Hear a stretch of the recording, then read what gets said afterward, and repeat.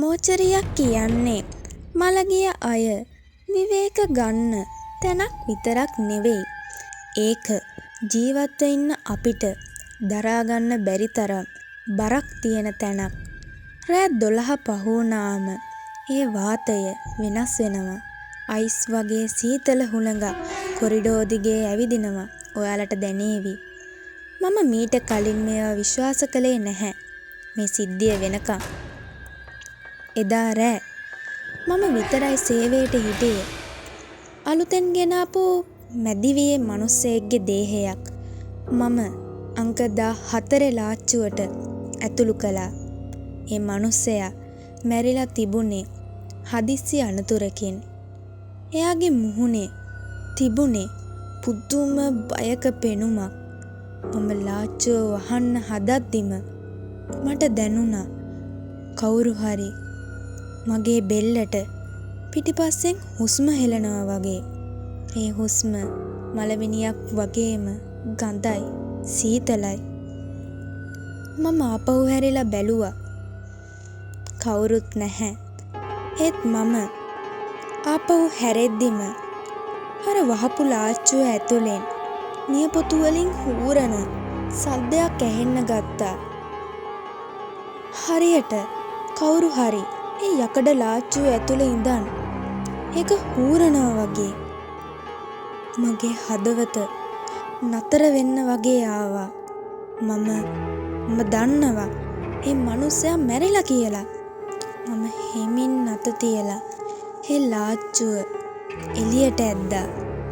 අඟලෙන් අඟල ඒක එළියට එද්දි ඇතුලෙන් ආපු ඒ මලකුණු ගඳෙන් මුළු කාමරේම පිරුණා. මම දේහය වහලා තිබුණු රෙද්ද ඉවත් කළා. මගේ මුළු ඇඟම ගල් වුණා. ඒ මල සිරුරේ දකුණු අතේ නියපොතු ගැලවිලා ලේ ගලමින් තිබුණා. ඒක ඒ ලෝහ ලාච්චුව හූරපු පාරවල්. මම බය වුණ පාර පස්සට වෙන්න හදද්දිම මල සිරුරේ අයිස් වගේ සීතල අතක් එක පාටම මගේ බෙල්ලෙන් අල්ලගත්තා. එයාගේ ඇස් ඇරිලා තිබුණේ නැහැ. ඒත් එයාගේ කටින් හීනි කෙඳිරියක් ආවා. මට සීතලයි කියලා.